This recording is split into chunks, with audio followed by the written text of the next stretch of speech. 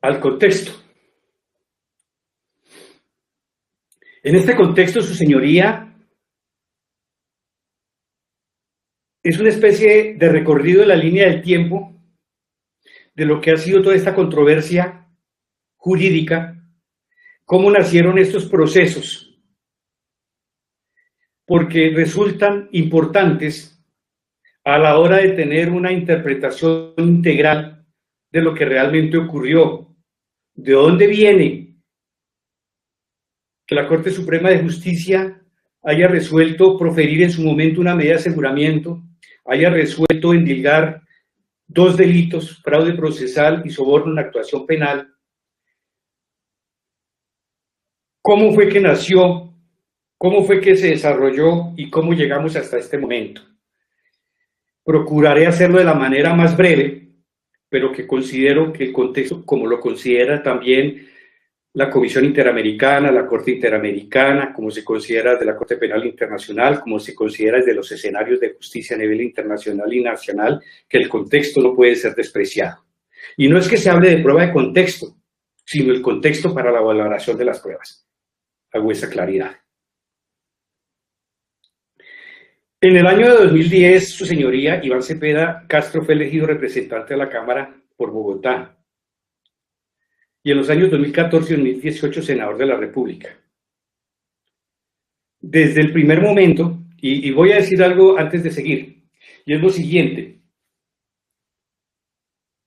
Resulta que un debate que dio el senador en 2012 tiene que ver con las entrevistas que rindieron Juan Guillermo Monsalve y Pablo Hernán Sierra. Es decir, que tiene un nexo y un vínculo absoluto con lo que estamos tratando. Es decir, estos dos señores paramilitares, exparamilitares, rindieron unas declaraciones y sobre esas declaraciones hubo un debate en el Congreso de la República. Por eso es importante esa referencia histórica. Pero además en el 2014 también hay otro debate sobre paramilitarismo en Antioquia y allí públicamente se anuncia que se llevarán dos testimonios contra Iván Cepeda Castro por parte del imputado. Entonces, por eso cuando yo estoy hablando de estos debates, tienen que ver con ese contexto, porque tienen que ver con los hechos, materia de lo que nos ocupa.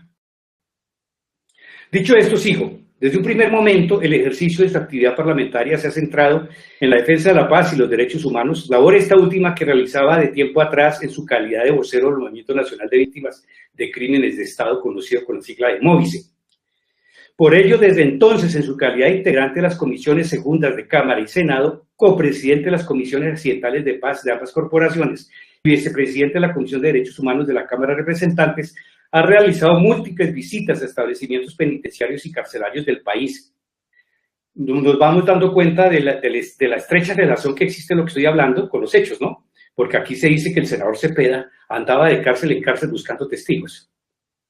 Pero repito, no hemos presentado ninguno.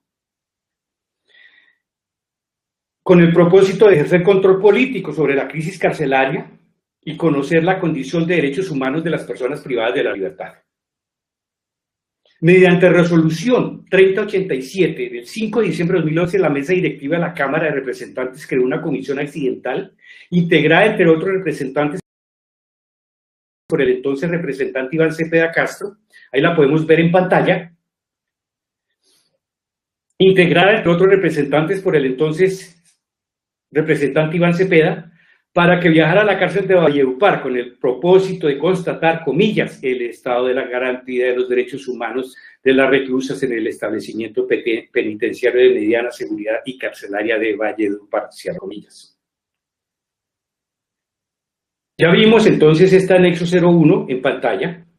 Estas visitas han constituido el sustento principal de los debates de control político que ha realizado en el Congreso de la República el 24 y el 30 de agosto de 2011 en la Comisión Segunda Constitucional Permanente de la Cámara de Representantes, el 15 de agosto de 2012 y el 15 de mayo de 2013 en la plenaria de la Cámara de Representantes y el 18 de mayo de 2018 en la Comisión Segunda Constitucional Permanente del Senado de la República.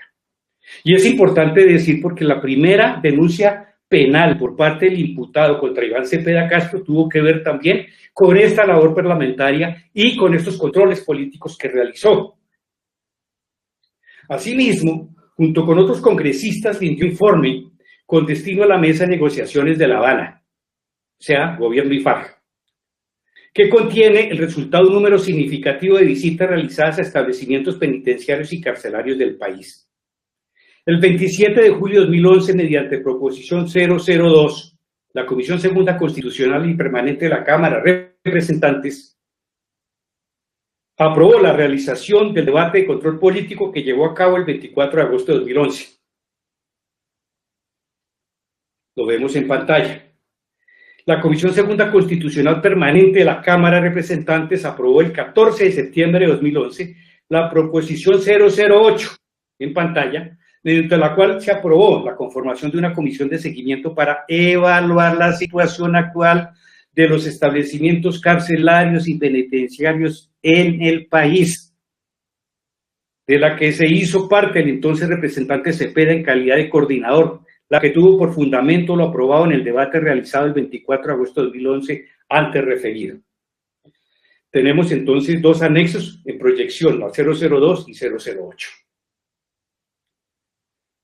Esto, como usted entenderá, su señoría, con todo respeto, pues simplemente está mostrando por qué el senador Cepeda estuvo visitando cárceles, en una labor propia de su gestión, y que así fue determinado por la Corte Suprema de Justicia, y no en una cacería de falsos testigos, porque eso es absolutamente contrario a la verdad, y además porque, repito, nosotros no hemos llevado testigos a los procesos. En el 2011, como resultado del debate de control político realizado los días 24 y 30 de agosto de ese año, el Gobierno Nacional, por recomendación del entonces representante Iván Cepeda, creó una comisión interinstitucional que tuvo por propósito hacer seguimiento al sistema carcelario, de la que el representante Cepeda fue invitado permanente. Además, esta labor constituye elemento de prueba integrado como anexo 3. Presentamos. Acuda a mi apoyo técnico si es posible ir a ese anexo 3. Y en todo caso tiene que ver con la sentencia T388 de 2013, mediante la cual la Corte Constitucional declaró que el sistema carcelario estaba nuevamente, ya lo había hecho años atrás, en un estado de cosas contrario a la Constitución Política de 1991. Está en pantalla. En desarrollo de estas visitas, Iván Cepeda Castro, el 19 de agosto y el 16 de septiembre de 2011, entrevistó a las personas privadas de la libertad, y miremos cómo tiene relación estrecha con lo que estamos debatiendo y que tiene que ver con los hechos jurídicamente relevantes. Entrevistó a las personas privadas de la libertad Pablo Hernán Sierra y Juan Guillermo Monsalve Pineda, por petición de estos, no por iniciativa del representante Iván Cepeda, quienes le manifestaron tener conocimiento que los hermanos Gallón Henao, los hermanos Villegas Uribe y los hermanos Uribe les conformaron en la Hacienda Guacharacas un grupo de autodefensa y psicoposteridad, se llamó Bloque Metro. Tiene que ver con lo que estamos hablando. Asimismo dieron cuenta, ¿por qué? Porque pues, el senador Cepeda está visitando cárceles y ya sabemos y ya estamos demostrando en qué condición. Asimismo dieron cuenta de crímenes y masacres que habían sido perpetrados por ese grupo, que según relataron ambos, tuvo su base principal de operaciones en la hacienda mencionada. Estas declaraciones fueron remitidas a su debida oportunidad por Iván Cepeda Castro a la entonces fiscal general de la Nación, Vivian Morales, es decir, a la funcionaria que le correspondía conocer, es decir, cumpliendo la obligación que tenía el senador, entregar unas declaraciones que recibió. Por esto fue denunciado el senador Iván Cepeda, y la Corte Suprema de Justicia, analizando toda la documentación y los hechos, determinó que efectivamente esto se había hecho en cumplimiento de su condición de parlamentario. y en condición de defensor de derechos humanos, por supuesto. El 11 de abril de 2012, Iván Cepeda Castro realizó debate de control político en la plenaria de la Cámara de Representantes, en las que se discutió acerca del estado de las investigaciones iniciadas por los crímenes de lesa humanidad relatados por Sierra y Monsalve, que se cometieron en el municipio de San Roque, nordeste antioqueño y zonas aledañas desde mediados de la década del 90, así como la presunta responsabilidad del entonces gobernador de Antioquia, Álvaro Uribe, de su hermano Santiago Los Villegas Uribe y Los Gallón Henao. Y estoy hablando de lo que dijeron los testigos de cargo, que es lo que se pretende con la retractación, ¿no? Por eso tiene una relación absolutamente íntima con lo que estoy hablando. Ese mismo día, Iván Cepeda Castro presentó ante la Fiscalía General de la Nación denuncia del 11 de abril de 2012, que estará en pantalla, en contra de Álvaro Uribe Vélez, Santiago Uribe, Juan Guillermo Villegas y Santiago Gallón, actuación que inició la Fiscalía 11 delegada ante la Corte de Justicia, Suprema de Justicia bajo el radicado 13310. No obstante lo anterior, enterada la Fiscalía de esta denuncia y dado que el 28 de diciembre del año 2000 la Fiscalía delegada ante la Corte se había inhibido de iniciar instrucción penal en el radicado 4954 con ocasión de la masacre de San Roque, la Granja del Aro y el homicidio del defensor de derechos humanos Jesús María Valle, el 24 de abril de 2012 el fiscal 11 delegado ante la Corte remitió al fiscal 6 delegado ante este tribunal la investigación para que se tramitara bajo la puerta procesal del radicado 4954. Es así como el 2 de enero de 2013, tras 13 años de estar archivada esta investigación, se ordenó la revocatoria de la resolución inhibitoria y se reanudó la investigación previa. Elegido como senador de la República el senador Uribe el 25 de noviembre de 2014, la investigación fue remitida a la Corte Suprema de Justicia para que asumiera su conocimiento. Hoy de esta investigación conoce la Fiscalía Tercera delegada ante la Corte tras la renuncia del senador a la investidura como congresista. Entonces, como podemos ver, aquí simplemente estamos refiriendo cuál fue el origen de, o lo que provocó las declaraciones de Juan Guillermo Monsalve, el testigo del cual se pretende o se pretendió la retractación, pero también dejando claro cuál fue el rol legal, legítimo del senador Cepeda. En esta investigación en la que Iván Cepeda Castro actuó como parte civil en calidad de actor popular, además, el 30 de mayo de 2018, tenemos en pantalla la imagen, la Corte de Justicia declaró crímenes de lesa humanidad los delitos de concierto para delinquir, homicidio agravado, secuestro, desplazamiento forzado y conexos con estos. Masacres ocurridas en el municipio de San Roque, Antioquia, los días 13 de julio y 17 de septiembre, masacre de la Granja, Ituango, el 11 de junio del 96, masacre del Aro, Ituango, homicidio de Jesús María Valle. Es decir, se reunieron estas investigaciones por tener elementos comunes y se conformaron en una sola al mismo tiempo que luego fueron declarados como crímenes de lesa humanidad. Y todo pues a partir de estas nuevas declaraciones que se presentaron y que generaron también la investigación contra el senador Cepeda y que finalmente resolvió después de varios años de investigación concienzuda la parte de la Corte Suprema de Justicia, sabemos, resolvió el inhibitorio a favor del senador y compuso copias en relación al senador Uribe. Paso, su señoría, a hablar cómo toda esta actividad realizada por el senador Cepeda ha sido objeto de persecución contra él y contra los testigos de cargo.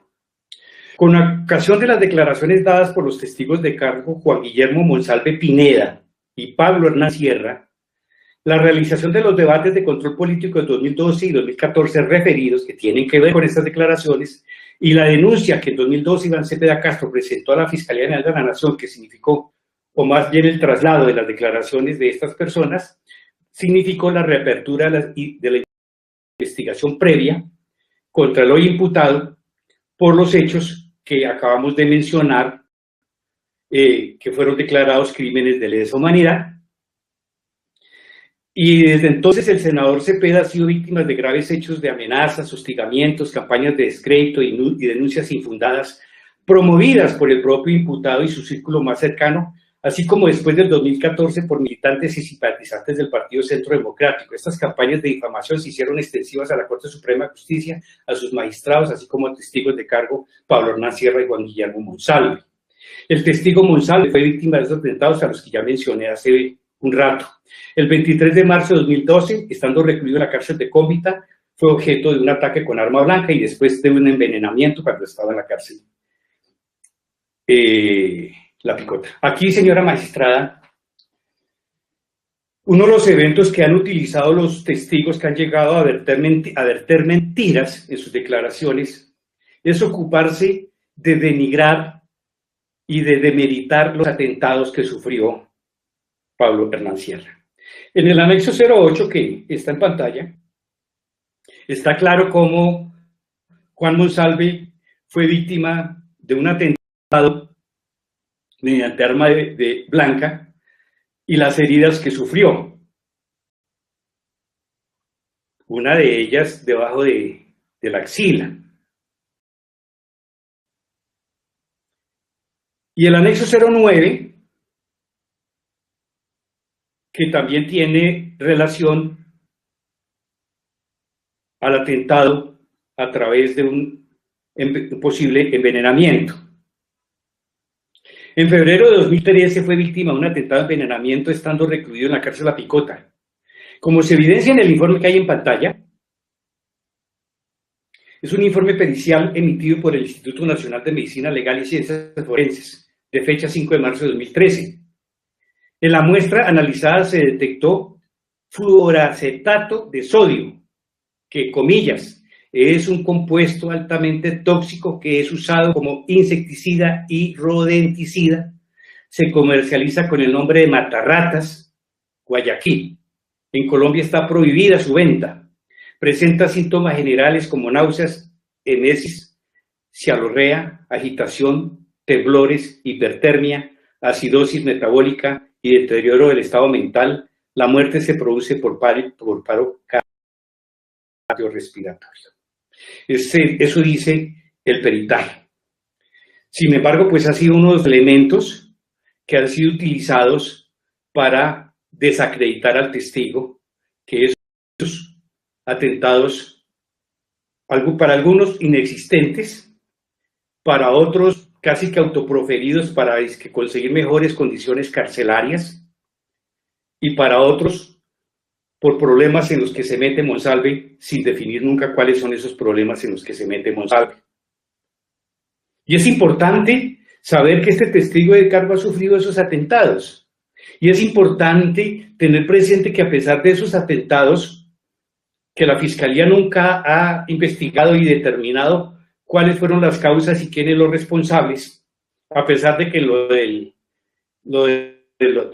atentado con arma blanca hay nombres propios, pero que no se conoció nunca qué sucedió con esas investigaciones, pues es un testigo que ha permanecido absolutamente coherente y reiterativo en señalamientos, sin que nunca hubiera tenido la intención de retractarse, como lo ha dicho él enfáticamente. El anexo 10 es un informe pericial de medicina legal sobre ese intento de envenenamiento, como ya lo presentamos en pantalla.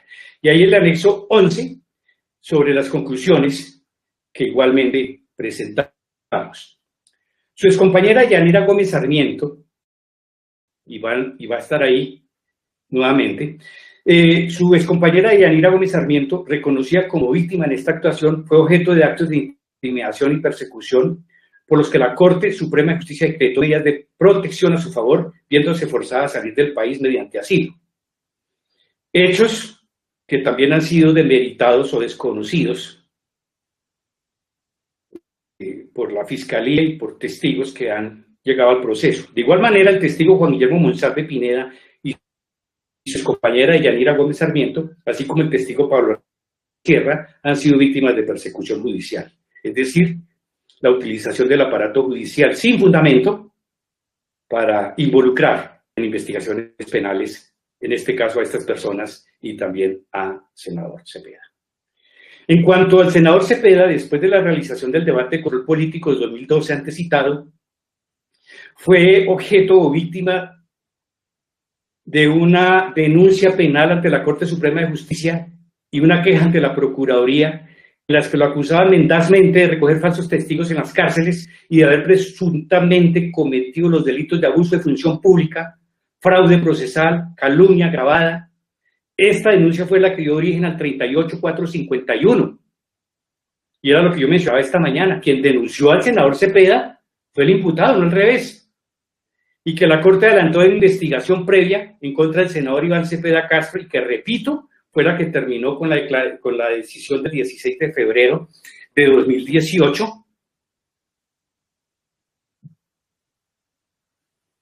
afirmando o determinando que no había lugar de investigar al senador Cepeda y en cambio sigue compulsar copias contra el senador Uribe, el inicial denunciante.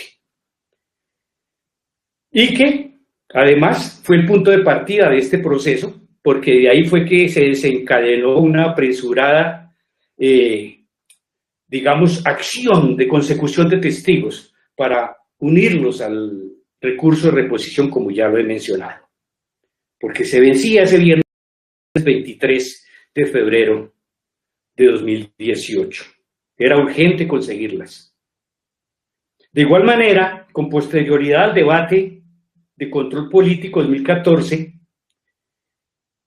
el aquí imputado, militantes y simpatizantes de su partido presentaron 3 acciones judiciales contra Iván Cepeda Castro. Se amplió la denuncia penal que se había presentado contra él en 2012. Y digamos que otros, para no referirme nombre a nombre, otros reconocidos militantes del Partido Centro Democrático iniciaron diversas acciones jurídicas contra el senador, las cuales han sido todas favorablemente resueltas, unas por las quejas por parte de la Procuraduría General de la Nación y lo que compete al Consejo de Estado en supuestas pérdidas de investidura. Todas ellas decisiones a favor del senador Cepeda. Así, el Consejo de Estado, mediante decisión del 9 de diciembre de 2016, estoy en la página 5 para mi apoyo técnico,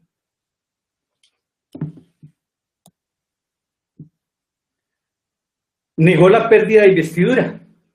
La Procuraduría General de la Nación, el 30 de julio de 2018, lo absolvió o exoneró de responsabilidad disciplinaria. Decisión que además confirmó en segunda instancia en la Procuraduría el 11 de junio de 2020. Y la Corte Suprema de Justicia, como veremos en pantalla, con decisión del 16 de febrero de 2018, profirió el auto inhibitorio en favor de Iván Cepeda y, repito, compulsó copias contra el inicial denunciante, doctor Álvaro Uribe. Podemos estar proyectando también entonces la sentencia del Consejo de Estado, la confirmación y el auto inhibitorio que ya mostramos en pantalla. Con posterioridad a la decisión adoptada por la Corte Suprema de Justicia el 16 de febrero de 2018, en la instrucción 38451, en especial durante el término para interponer recursos de reposición contra la misma, y este es un elemento súper importante, permítame hacer aquí un paréntesis, con todo respeto, su señoría, y es que esta fecha, el 16 de febrero de 2018, es absolutamente básica para comprender cómo ocurrieron los hechos, cómo se desarrollaron los hechos. Por eso la importancia del contexto. No es que haya una denuncia o una investigación por soborno y por fraude o por otros delitos y ya. No, es cómo se produjo y cómo se llegó a presuntamente cometer estos punibles. Y es que cuando la Corte Suprema de Justicia el 16 de febrero de 2018 profirió esta decisión que acabamos de mencionar y lo hemos hecho de manera repetida, necesariamente, se desplegó una desesperada e intensa estrategia consistente en los siguientes objetivos. Primero, desacreditar al senador Iván Cepeda, a la Corte Suprema de Justicia y a los testigos de carga.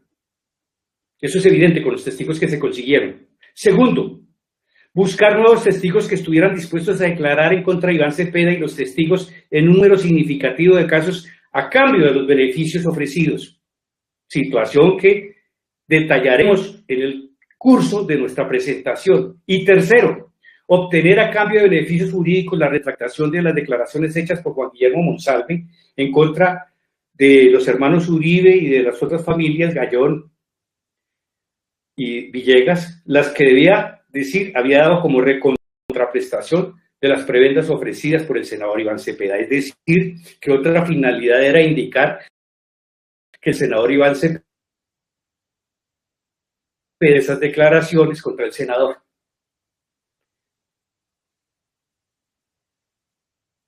Así que ese despliegue inusitado fue a raíz de esa decisión de la Corte. Y por eso hay que entender que simultáneamente llegaba un abogado, Cadena, a la picota, al mismo tiempo desde Neiva, aprovechando el contacto de un conocido de Juan Monsalve, alias Caliche, para la misma finalidad y con los mismos fundamentos e incluso con los mismos ofrecimientos. Esto no es una casualidad.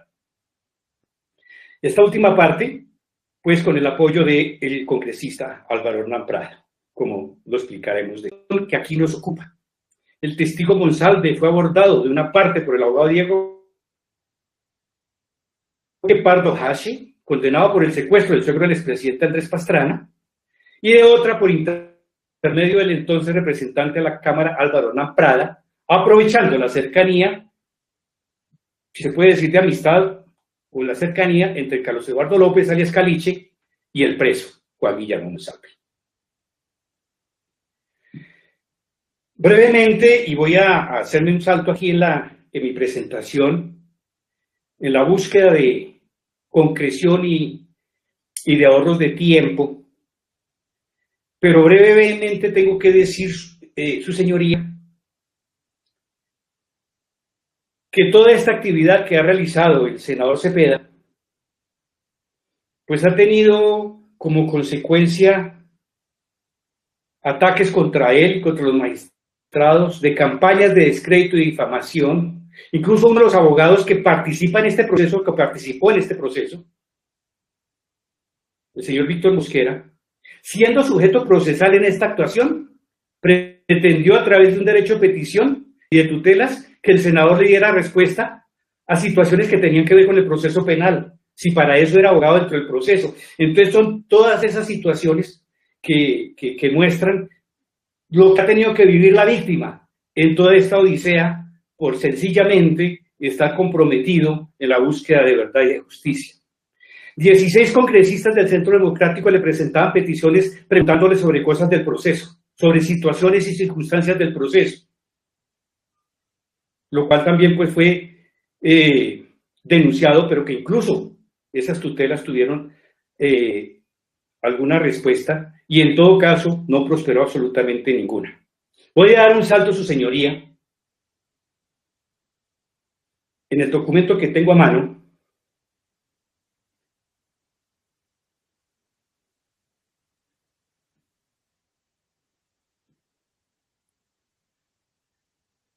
y paso a un título que he denominado Compulsa de copias ordenadas por la Corte Suprema de Justicia.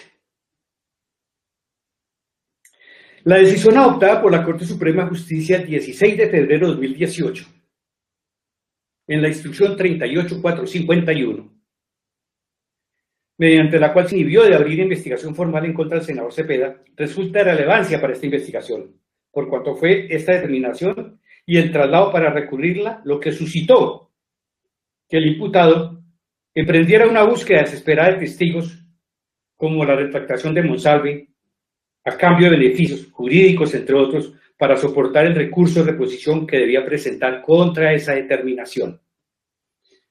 Repito, eso es absolutamente básico en este análisis.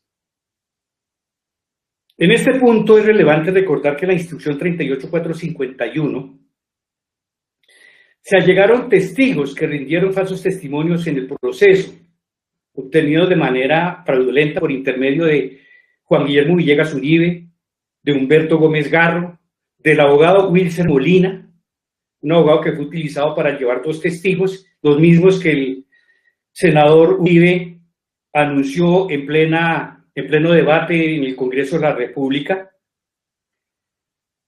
Wilson Molina, además, después fue candidato del Centro Democrático a la alcaldía de Magá, a la que finalmente llegó. Por ello, en el auto inhibitorio emitido por la Corte Suprema el 16 de febrero de 2018, resolvió compulsar copias contra el senador Álvaro Uribe por su presunta responsabilidad en la manipulación de testigos. También contra el abogado Wilson Molina, por la conducta profesional desplegada para recaudar las entrevistas de los paramilitares Ramiro de Jesús Henao Aguilar, además traídos nuevamente por el fiscal Jaimes a esta investigación, y Gabriel Muñoz, así como del ex policía Pedro Manuel Benavides, Ramiro de Jesús Henao, Mario Humberto Jiménez y John James Granja Lizalda, por el presunto delito de falso testimonio en que pudieron incurrir.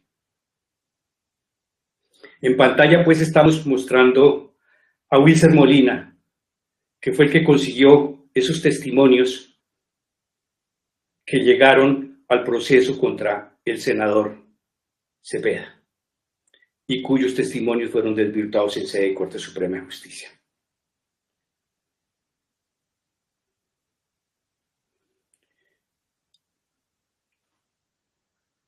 Quinto, el presunto delito de falsedad en que pudo incurrir respecto a la carta de Carlos Enrique Areiza Arango, obtenida mediante inspección judicial en el radicado 35691, seguido contra el señor excongresista hoy día Luis Alfredo Ramos Botero. 6.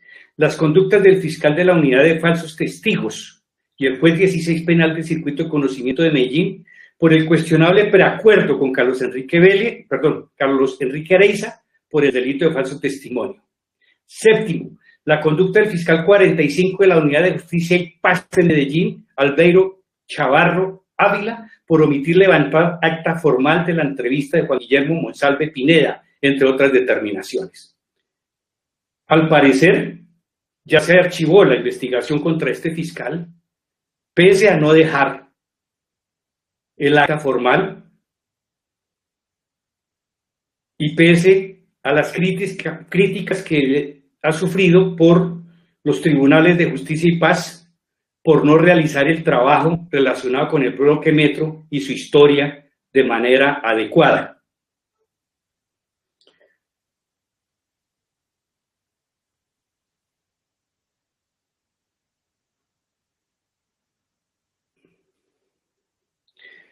Habrá que decir también que el fiscal no desplegó ninguna actividad investigativa tendiente a determinar el estado de la compulsa de copias. Permítame, bajo unas cortinas aquí porque me entró el sol pleno. Un momento, por favor. Su señoría, ¿podría decretar un corto receso de 5 minutos? Para una escala técnica. Doctores, se decreta un receso de 5 minutos, pero continuamos grabación para no cortar el audio. Gracias. Gracias, su señoría.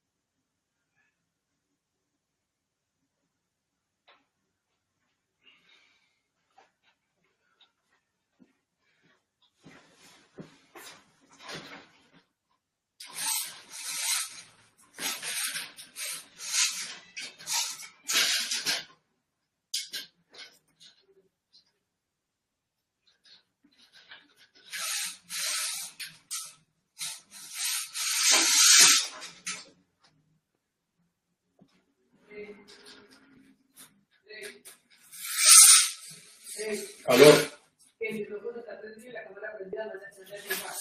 Sí, pero no tengo problema. Ya lo cierro.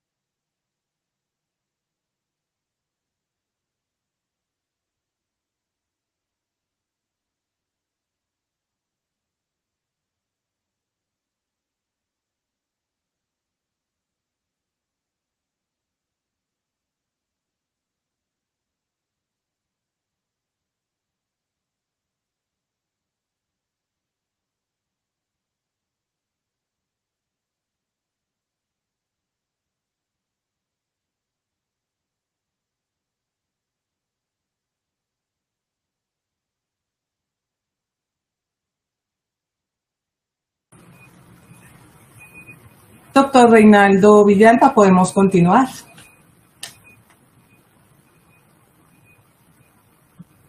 Gracias, su señoría.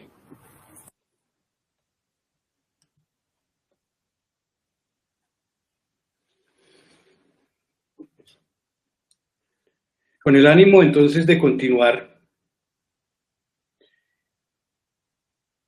y para seguir mostrando el tema de la compulsa de copias ordenada por la Corte Suprema de Justicia y por qué lo hizo la Corte. Vamos a presentar una parte de la indagatoria del senador Uribe relacionada con la forma en que se consiguieron las declaraciones de dos testigos, Arias Castañeda y Arias Simón, a través del abogado Wilson Molina, que luego fue alcalde de Amagá, precisamente con el apoyo del imputado. Adelante, por favor. Rendía el 8 de octubre de 2019 la indagatoria.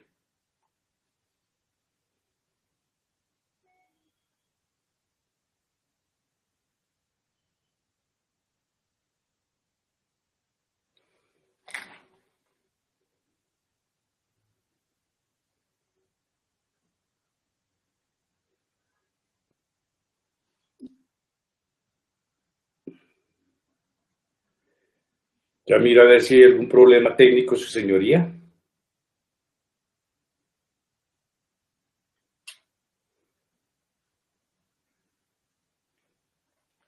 Vísperas de ese debate, me llamó Leonardo Agudelo, un hombre todavía joven que me ha ayudado toda la vida en la política de Antioquia, del suroeste de Antioquia, y me dijo que tenía un tema muy importante para ese debate. Lo recibí en mi casa.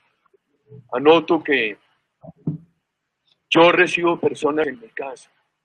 Ahí contigo a la casa tengo una oficinita muy sencilla y en el corredor de esa casa o en esa oficinita recibo personas. Entonces llegó a mi casa, llegó con un abogado. El abogado me dijo: yo soy Wilson Molina. Mi familia lo quiere mucho a usted. Mi padre dice que usted salvó a Colombia. Me agregó que él había estudiado Derecho, que ejercía el Derecho Penal y que conocía algunos presos que afirmaban que los había visitado Iván Cepeda, que les había ofrecido beneficios para que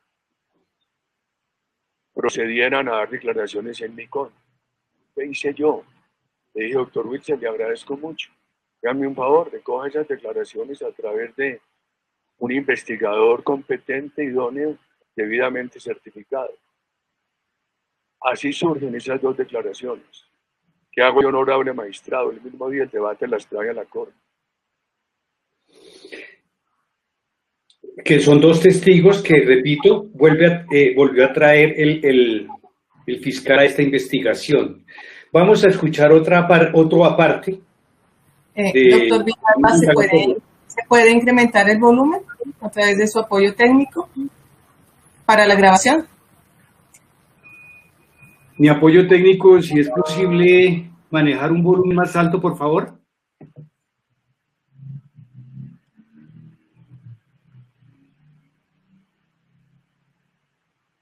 Yo supe de él el día que llegó a mi casa con Leonardo Agudelo, mi compañero de acción política. No tenía conocimiento del doctor Wilson Molina. Apenas lo conocí ese día y se presentó como le afirmé en la respuesta anterior. ¿Usted tiene conocimiento si Wilson Darío Molina ha ejercido cargos de elección popular? Por supuesto. Él después manifestó una cercanía con el doctor Luis Alfredo Ramos, los equipos, y ellos pidieron que se le diera aval para la alcaldía de Amagá y ganó esa elección en octubre del 2015. Prácticamente 13, 14 meses después de que yo lo conocí. Eso fue él haciendo parte, ¿por qué partido o movimiento político? Por el nuestro, de donde partido del cual hace parte el doctor Luis Alfredo Ramos y su equipo. ¿Qué es cuál? Centro Democrático. Senador, ¿usted sabía si Wilcer Darío Molina había ejercido defensas penales de algunas personas, como por ejemplo Luis Alfonso Tuberquia? No, esto es, en la conversación con él no me detuve en eso. En la conversación con el honorable magistrado solamente me detuve en lo que él me contó, que ya se lo he referido, y le pedí lo que ya le dije, le pedí, bueno, entonces consígame a través de un investigador idóneo, competente, debidamente certificado, esas declaraciones, que son las que yo mismo traje a la Corte. ¿Eso fue cuándo? Eso fue, como se lo dije, honorable magistrado, poco antes del anunciado debate contra mí en el Senado de la República.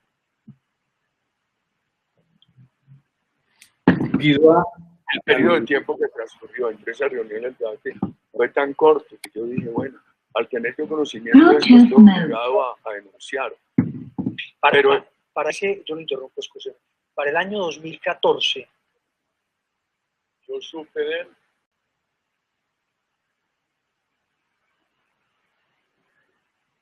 Proyectamos enseguida otra parte de la misma indagatoria. Senador, si usted lo refiere en su respuesta anterior, ya se adelantaba la denuncia formulada y su abogado era el doctor Jaime Granados. ¿Por qué, dígale a la Corte, por qué no recurrió a él para documentar esas entrevistas y aportarlas a la Corte? Digo a él, a su abogado, al doctor Jaime Granados. Por lo siguiente, honorable magistrado, afanado yo por mi reputación, en las vísperas de ese debate y ante la gravedad de los hechos que me comenta el doctor Wilcer Molina, le pedí a él que a través de investigadores idóneos consiguiera esas declaraciones, que vine aquí a presentarlas con el doctor Jaime Granados. El doctor Jaime Granados las revisó. Senador, ¿usted sabe si la oficina del doctor Jaime Granados, como en otras actuaciones en defensa de sus derechos legítimos, cuenta con una oficina de investigadores propia? Esto es, supongo, porque es un bufete de abogados muy completo y muy competente, inclusive en la parte de investigadores. Cuando más se ha acudido a ellos es a raíz, honorable magistrado, del auto de llamamiento a indagatorio. Una oficina de investigadores adscrita a la oficina del doctor Jaime Granados ha investigado todos los episodios. Eso ha estado a cargo del doctor Frankie Guevara. ¿Este investigador, Obed Herrera, usted supo quién era? El Frankie Guevara. Obed Herrera. Ah, no, ese es el de Wilcer Molina. No supe quién era, no he hablado con él, confío en lo que me decía el doctor. ¿Pero él era Wilcer. investigador de quién? Un investigador vinculado por el doctor Wilcer Molina.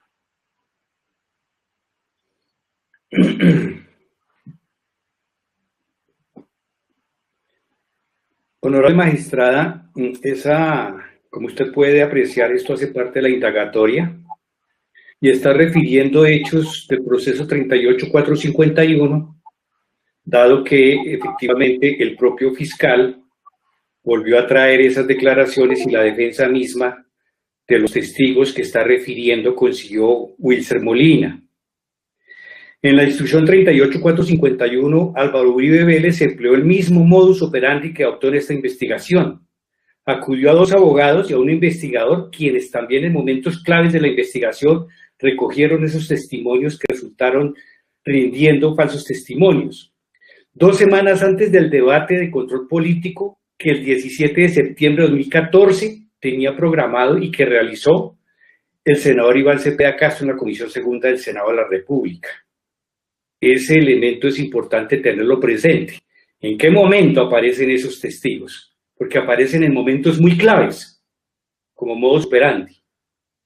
Y tal y como el propio Uribe lo anunció en dicha sesión, recogieron por intermedio del abogado Wilson Molina las declaraciones de los paramilitares Ramiro de Jesús Henao y Gabriel Muñoz Ramírez, alias Simón y Castañeda, respectivamente, para lo cual contrataron a un investigador privado, Obed Herrera, exagente del DAS, quien se encargó de entrevistarlos. Wilson Molina, a quien le compulsaron copias, como ocurre con Diego Cadena, había sido abogado de quienes sirvieron de intermediarios de las personas que rindieron falso testimonio. En el caso concreto de Muñoz y Castañeda, estos testigos llegaron por intermedio de uno de los jefes del bloque Metro, Luis Arnulfo Tuberquia, alias Memín, de quien Wilson Molina fue su defensor. Señora jueza, mire usted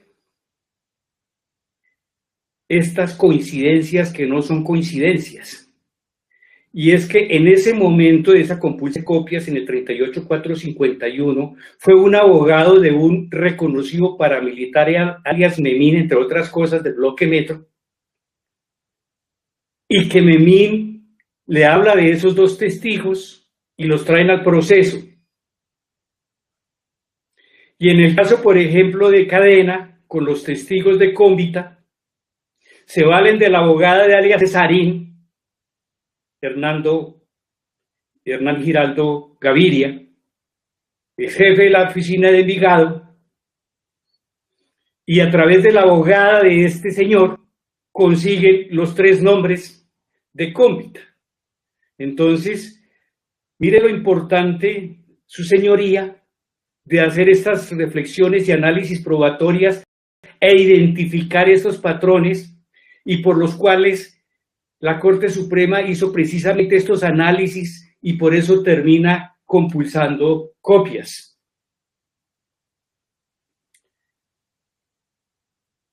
Son hechos reiterativos y modus operandi que ocurrieron en el 38451 y que ocurrieron en el 52240.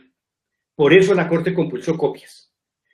La Corte en Providencia el 16 de febrero de 2018, mediante la cual se inhibió a abrir investigación formal contra el congresista Iván Cepeda Castro, concluyó que, comillas, Wilson Darío Molina le mintió a la Corte en todo cuanto tiene que ver con las condiciones en que él se enteró de una grave información que tenían Ramiro de Jesús Henao Aguilar y Gabriel Muñoz Ramírez, su escasa cercanía con los senadores Luis Alfredo Ramos y Álvaro Uribe, los motivos por los cuales enteró al doctor Álvaro Uribe de las indicaciones de los mencionados internos en contra de el doctor Iván Cepeda Castro, las circunstancias que rodearon el acopio de las entrevistas con un investigador privado, al igual que las impresiones que le generaron alias Simón y Castañeda, que son estos testigos, acerca de la veracidad de sus afirmaciones en cuanto a repudiable conducta del congresista investigado. Por sus falsos, cierra comillas, por sus falsos testimonios, la Corte Suprema de Justicia compuso copias en contra de los paramilitares Henao y Muñoz Ramírez. No obstante, a la fecha, el fiscal Jaimes no desplegó ninguna actividad investigativa para averiguar por el estado de esas investigaciones y la defensa del imputado Uribe no tuvo reparo en traer sus testimonios nuevamente a esta investigación. El otro abogado que fungió como intermediario fue Jaime Restrepo. Estamos hablando del 38451, su señoría, para tener claridad, a quien también se le compulsó copias, quien se hace llamar el Patriota. En diligencia ante la Corte, Carlos Enrique Areiza manifestó que sentía temor de declarar porque venía siendo objeto de amenazas. Esto lo manifestó directamente ante la Corte, de manera presencial. Manifestó que sentía temor de declarar en contra, de declarar porque venía siendo objeto de amenazas en la cárcel con ocasión de su declaración en contra de Luis Alfredo Ramos Botero, político adepto al uribismo. Con esta diligencia señaló que con el objeto de enfrentar esa situación se comunicó con la Oficina de Pensamiento Colombia, pues que era la oficina de pensamiento del uribismo, para que tengamos claridad, con el propósito de hablar con José Obdulio Gaviria, pero como no fue posible, se identificó y esbozó los motivos por los que quería la entrevista.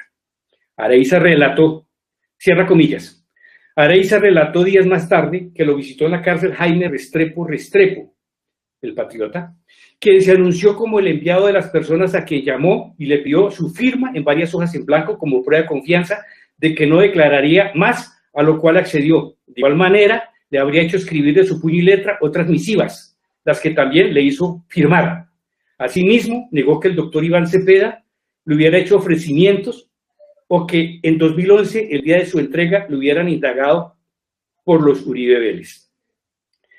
Este testigo manifestó que el senador Cepeda jamás le hizo algún ofrecimiento de ninguna naturaleza, de manera directa, acudiendo a un llamado que le hizo la Corte Suprema de Justicia.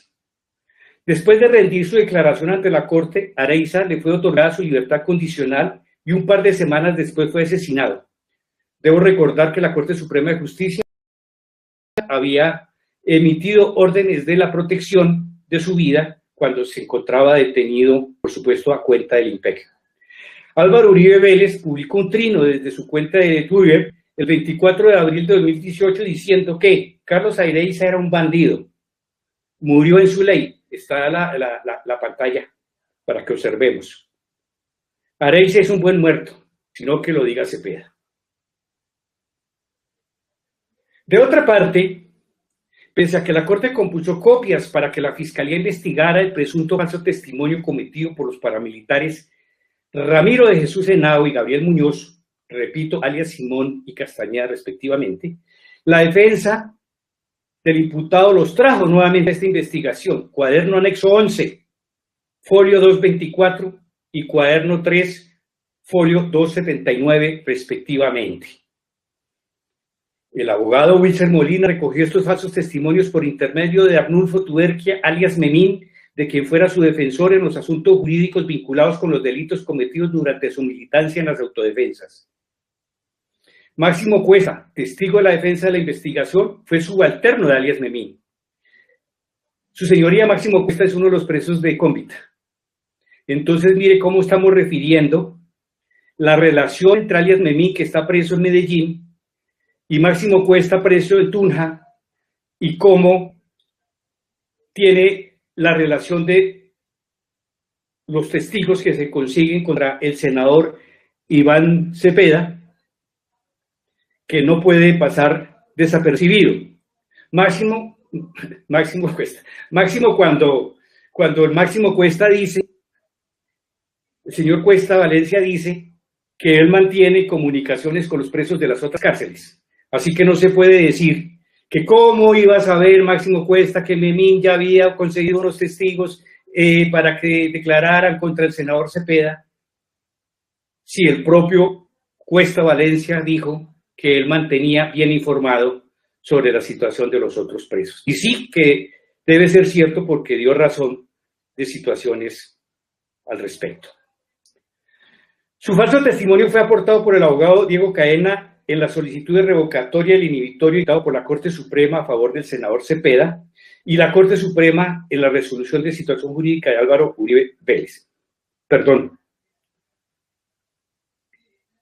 Yo aclaro que solamente en relación a la revocatoria del inhibitorio dictado por la Corte Suprema. Perdón, es que leí mal. Entonces, Máximo Cuesta respaldó la solicitud de revocatoria del inhibitorio dictado por la Corte Suprema a favor del senador Iván Cepeda Castro, y la Corte Suprema en resolución de situación jurídica de Álvaro Uribe Vélez del 3 de agosto de 2020, dictada en esta investigación, compulsó copias por el delito de falso testimonio en que pudo incurrir este señor Cuesta Valencia junto con los otros dos internos de esa cárcel, Emo José Mármol Torregrosa y Giovanni Cadavid Zapata. Hecho al que me referiré más adelante de manera detallada, indicando por qué son falsos testigos. En el expediente obra del informe 2018-412-000-3973, raya 11, raya 24951. Cuando digo raya me refiero a un guión centro. que da cuenta de los procesos penales en los que aparecen vinculados Juan Guillermo Villegas Uribe, Humberto Gómez Garro y Wilson Darío Molina, a quienes el auto inhibitorio del 16 de febrero de 2018 en la instrucción 38451, la Corte Suprema de Justicia les compulsó copias por presunta manipulación de testigos. Sin embargo, el fiscal Jaimes no hace ninguna valoración de estas evidencias probatorias y tampoco libró órdenes de trabajo tendientes a determinar el estado en que se encontraban dichas investigaciones en manos de la Fiscalía y que tienen su origen en esta compulsa de copias de la Corte. Se dice pues porque en una investigación era elemental hacerlo, máximo cuando se reviven, se reciclan, se traen nuevamente esos testimonios que ya habían sido debidamente desvirtuados en sede de la Corte Suprema de Justicia. Y no porque haya una prohibición de traerlos, sino por lo menos existía la obligación de hacer el análisis probatorio respectivo para determinar la credibilidad de los mismos. Vamos a proyectar vamos a hacer una proyección número 38.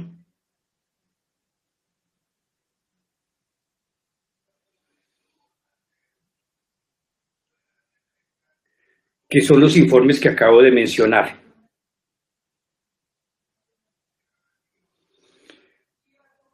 Seguidamente, vamos a ver un flujograma que hace parte del radicado 38451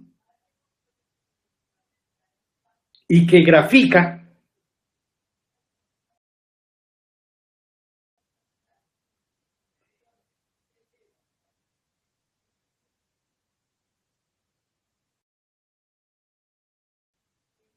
cómo se produjo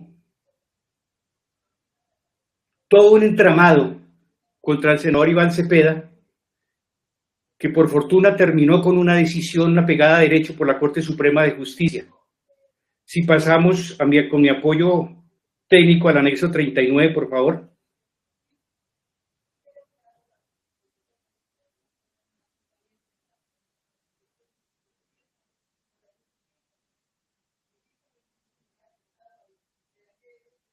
Es un flujograma que ya tenemos a la vista. Ese flujograma hace parte, repito, del 38451 y es un flujograma elaborado por la defensa del senador Iván Cepeda en ese caso, que también estuvo a mi cargo. Allí estamos mostrando cómo se produjo toda la persecución y todo el engranaje para señalar al senador Iván Cepeda de conductas delictivas que nunca cometió. Por el lado izquierdo, y bajamos un poquito la gráfica, no la bajamos. No, la bajamos, o sea, nos devolvemos para mirar la parte superior de la gráfica, mejor dicho. Ahí. Aquí está como a la izquierda el senador José Obdulio Gaviria, ligado estrechamente a Álvaro Uribe Vélez, envió al abogado Jaime Restrepo para contactar al paramilitar Carlos Enrique Areiza, ya mencionado, para que, pues Enrique Areiza lo contactó en realidad, porque él quería que cesara las amenazas en su contra y él consideraba que haciendo ese contacto podían cesar las amenazas dadas las declaraciones que había hecho contra Luis Alfredo Ramos. Y entonces le hicieron firmar cartas en blanco como unas con su propia letra y que al final aparece entonces que Iván Cepeda le había ofrecido dinero a Carlos Areiza en un manuscrito y que, llamado ante la Corte Suprema de Justicia, Carlos Enrique Areiza dijo que jamás recibió ningún ofrecimiento ni dádiva por parte del senador. Es importante aquí, su señoría, decir que la cercanía o contacto que tuvo Iván Cepeda con Carlos Enrique Areiza fue la siguiente, para tener el contexto. Y es que Carlos Enrique Areiza se fugó de la cárcel que estaba en la ciudad de Medellín, Bellavista, si no estoy mal, es un nombre de esa cárcel, si mal no recuerdo.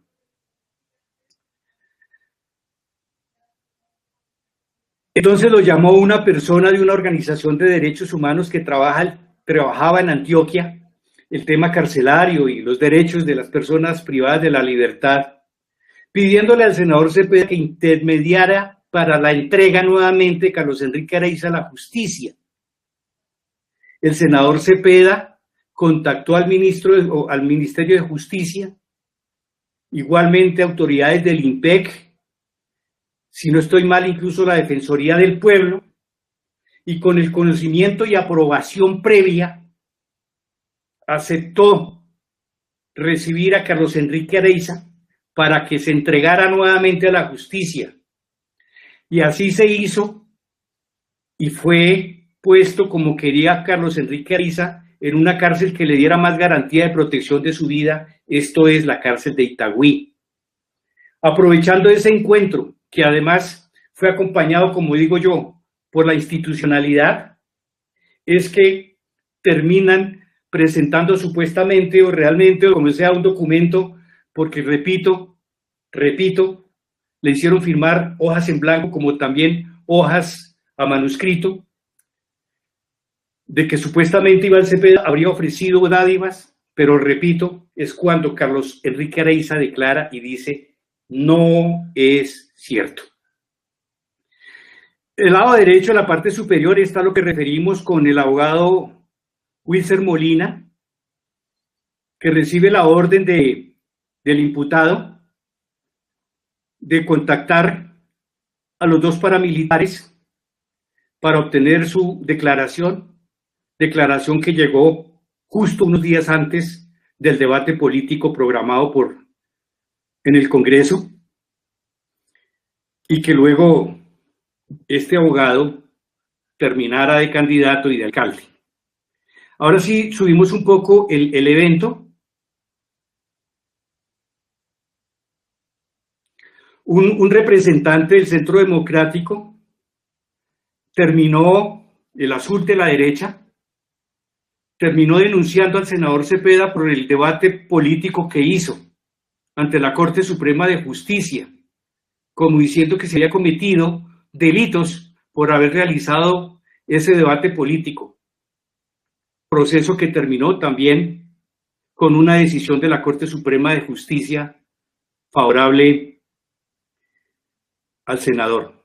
Y aquí, por supuesto, aparecen las declaraciones de Monsalve y de Sierra, al lado inferior de ese cuadro azul con, digamos, de color amarillo, en lo que tiene que ver con la sindicación que se hizo contra el hoy imputado y contra Santiago Uribe, con una relación estrecha con el tema de los 12 apóstoles de Pedro Benavides y Alexander Amaya, que son testigos en ese proceso, pero además de una trampa que se le pretendió tender al senador Cepeda por parte de Alexander Amaya, solo que él no quiso acudir a un supuesto llamado de esta persona.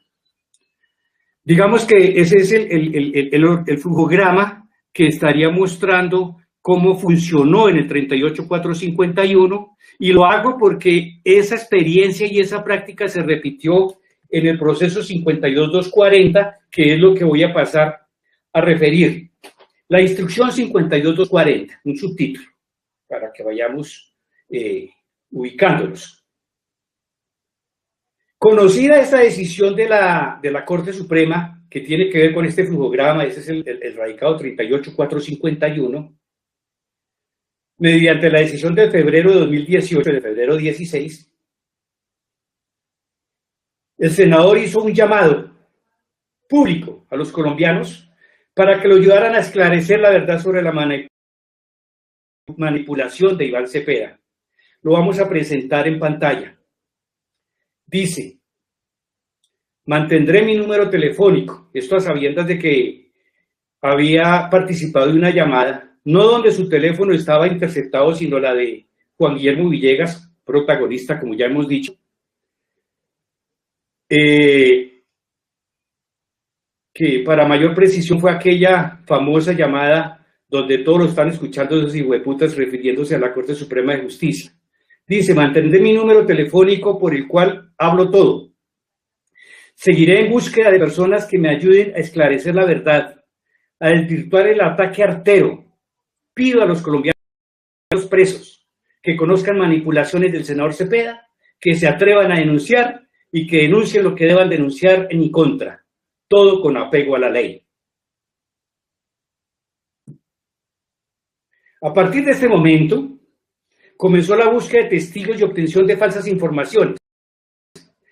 Para ello, como en el pasado, se valió de abogados, distintos a los que públicamente lo representan. En este caso, Diego Cadena y Samuel Sánchez Cañón. Incluso, digo yo ahora, Ángela López.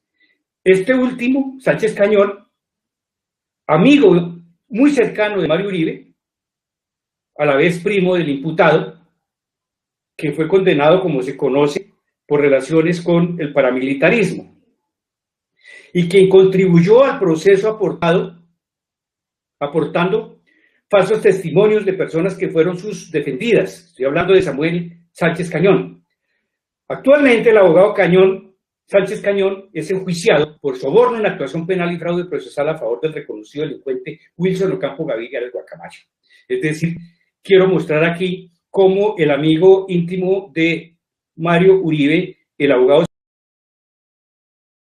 Samuel, es el abogado de Carlos Enrique Vélez y ha sido abogado de Diana, de alias Diana, y como dicen los propios paramilitares del cacique Pipintá, él era el abogado asesor jurídico del Frente Cacique Pipintá. Pero además, esa relación de amistad con Mario Uribe, desde tiempo atrás, y que además la Corte Suprema identificó incluso dineros tirados por Mario Uribe y familiares suyos a Samuel Sánchez Cañón, que será más detallado cuando llegue el momento.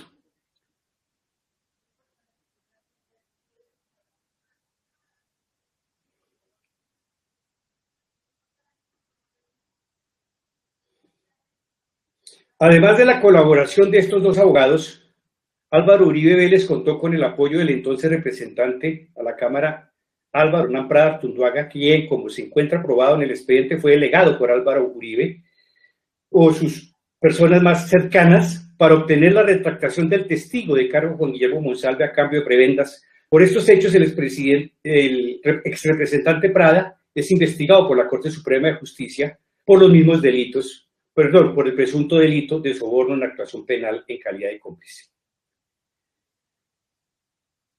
Prada Artunduaga, el 5 de marzo de 2018, es muy importante antes de referir este punto,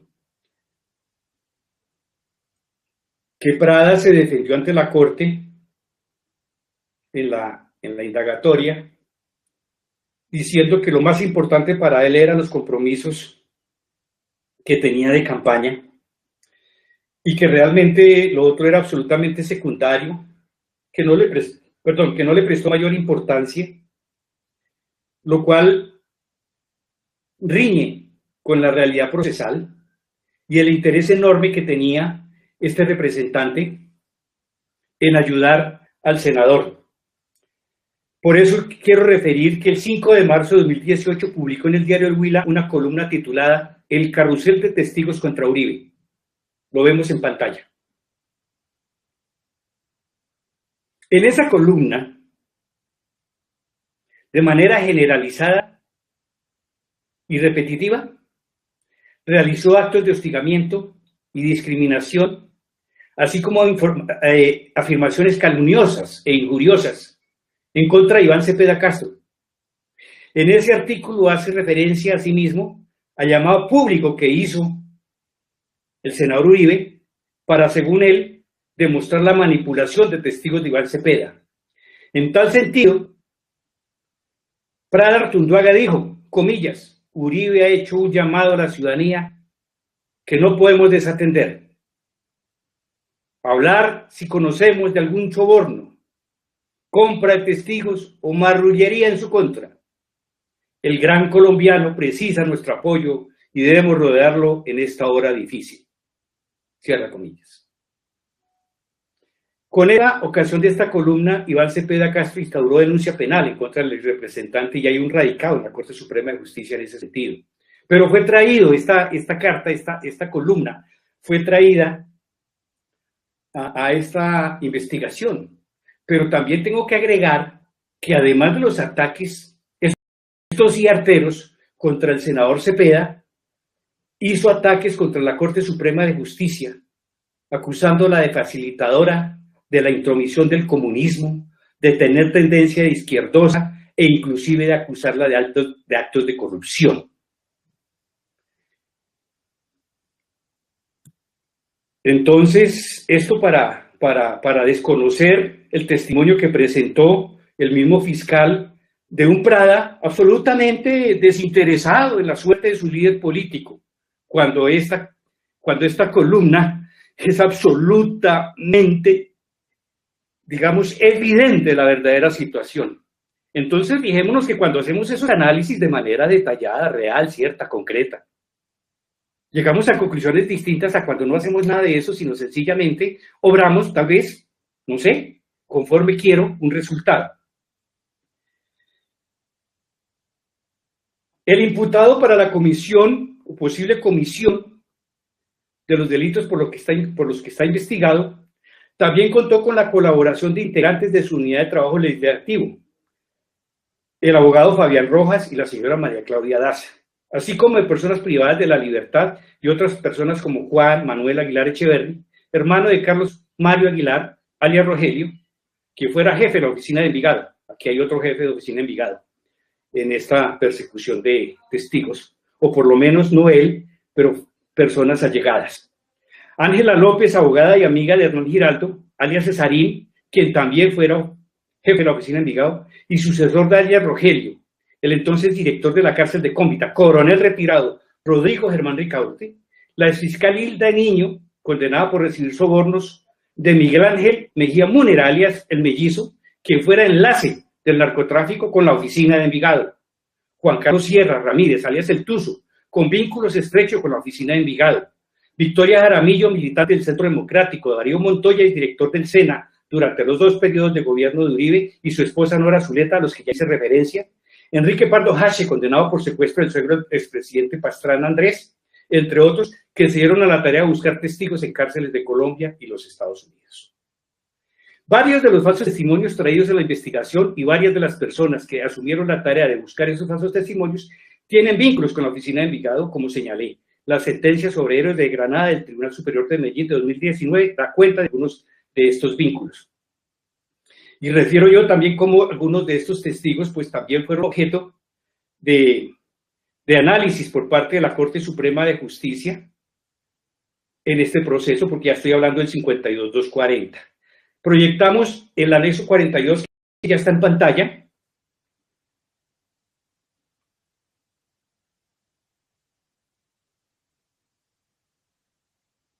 Donde se muestra personas que tienen que ver con la oficina de Envigado y que tienen que ver con el relacionamiento entonces del paramilitarismo y que de alguna u otra manera están relacionados en este proceso porque llegaron cartas, poderes de cadena para oficiar como testigos en estos procesos. Queda entonces en evidencia que personas pertenecientes a esa oficina o allegadas o familiares de estas han jugado un rol importante en la búsqueda de testigos a favor de los hermanos Uribe. Ahora, la búsqueda de testigos tuvo los siguientes propósitos. 1. Favorecer a los hermanos Uribe en los procesos penales, en particular en lo que tiene que ver con su presunta participación en la conformación de un grupo paramilitar. Así, por ejemplo, en el caso de Santiago Uribe con los 12 apóstoles también. Segundo, desacreditar, difamar y eliminar como contradictor político a Iván Cepeda Castro. Los falsos testimonios debían decir que Iván Cepeda Castro era promotor de falsos testimonios y que a cambio de incriminaciones falaces y mentirosas contra los hermanos Uribe les ofrecía beneficios. 3. Obtener la retractación del testigo de cargo Juan Guillermo Monsalve Pineda, de sus declaraciones acerca de la participación de los hermanos Uribe en la conformación de un grupo paramilitar, quien además debía decir que sus falsas afirmaciones las había hecho a cambio de dádivas ofrecidas por Iván Cepeda Castro. Llegará el momento procesal en que estaremos mostrando todas estas situaciones que estoy refiriendo. Desacreditar y llamar a los testigos de cargo Juan Guillermo Monsalve y Pablo Hernán Sierra y afirmar que estos no habían conformado o hecho parte del grupo paramilitar que surgió en la Hacienda Guacharacas y que posteriormente se denominó Bloque Metro. Ya hemos dicho algunas circunstancias que indican que estas dos personas sí hicieron parte del Bloque Metro, pero en el desarrollo de la presentación en los siguientes días y quizás hoy mismo tengamos más referencias al respecto. Como lo expondré a lo largo de la intervención, la defensa del imputado y el fiscal trajeron a este proceso el testimonio de personas respecto de las que la Corte Suprema ordenó compulsar copias, tanto en la instrucción 38.451 como en la instrucción 52.240, a saber, Álvaro Hernán Prada Artunduaga, actualmente investigado, Diego Javier Cadena Ramírez, está actualmente acusado por la Fiscalía en calidad de autor por el presunto soborno en actuación penal y fraude procesal, privado de la libertad a la fecha de hoy, consistente en detención domiciliaria, por los riesgos que representa para la sociedad y obstrucción a la justicia, y que tiene que ver exactamente con estos mismos hechos, ya que fue el abogado encargado por el imputado Álvaro Uribe de realizar todas estas actividades que llaman de verificación de información, pero que se trata, se sigue llanamente, de la búsqueda de testigos que sean capaces, tal vez como dijo el llamado público, de dar declaraciones contrarias a la verdad para perjudicar al senador Cepeda y al mismo tiempo liberarse de los testimonios que han rendido los testigos de cargo en su contra.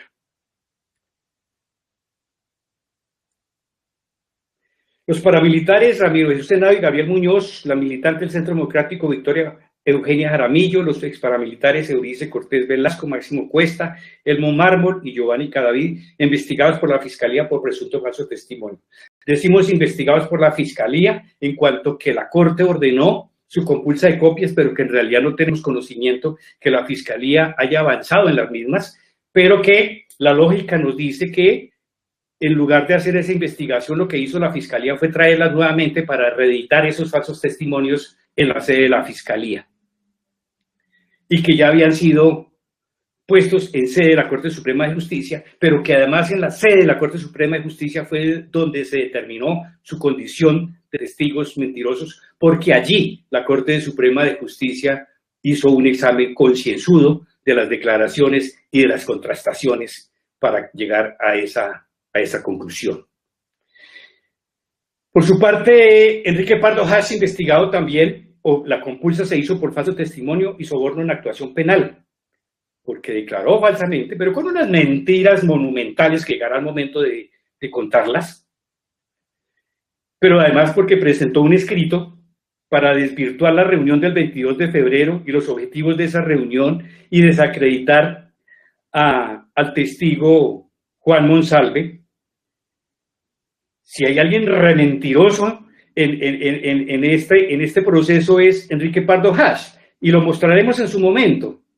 Por eso nos causa mucha curiosidad que para la Fiscalía haya sido ejemplo de apego a la verdad. Y también Carlos Eduardo López Callejas, alias Caliche, ¿no? Que es el amigo, comillas, de Juan Monsalve, que lo buscaba supuestamente para ayudarle a él, para sacarlo de la cárcel, pero que evidentemente estaba cumpliendo el papel de arrebatarle, de conseguir una retractación con urgencia, porque era 21 y 22 de febrero de 2018 y había que presentar la retractación con el recurso el día 23, muy de la mañana. Caliche incluso sabía que eso iba a ser tempranísimo, la presentación de ese recurso. La defensa del imputado allegó la investigación de Francisco Javier Taborda Gómez, alias Tubo o Nike. Esta persona dice haber compartido patio con Juan Guillermo Monsalve.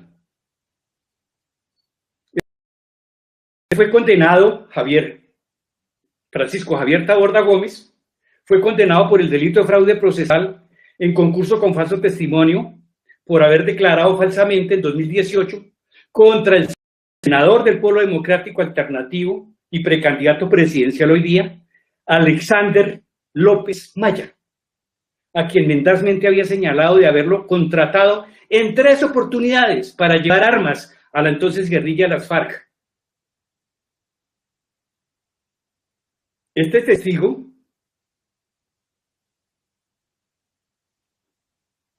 rinde falsedad y absurdamente manifiesta que Juan Monsalve le dijo que Iván Cepeda lo visitaría y que le llevaría un cuestionario con sus respuestas para hablar en contra de los Uribe y que con posterioridad los abogados del senador Cepeda lo visitarían para tomarle la lección y alistar su declaración. Este testigo, pues la Corte Suprema de Justicia y reconoció su delito en relación al senador Alexander López. Imagínense, se inventó que en 3 oportunidades le llevó armas a la guerrilla por orden y con pago de Alexander López. Pero ante la evidencia tuvo que reconocer que estaba mintiendo. Y son los testigos nuevos en este proceso, 52.240. Y siguen apareciendo y todos de la misma naturaleza.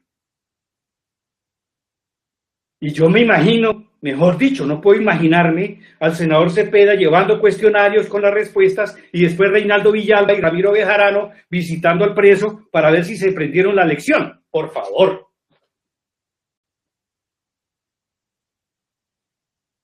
Y así pasa con Nicolás Jurado, y así pasa con todos. Simplemente coinciden de decir que Juan Monsalve lloraba y que se quería retractar.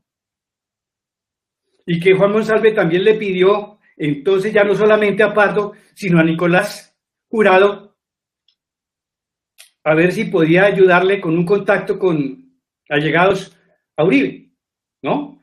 Pero estos exámenes de los testigos no los hizo la Fiscalía.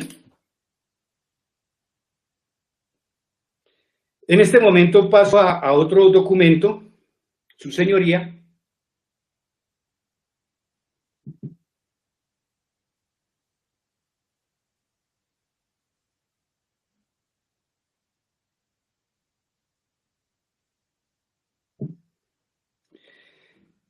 Y es un documento corto, comparado con los que he presentado, pero no por corto y por dejar de ser tan importante.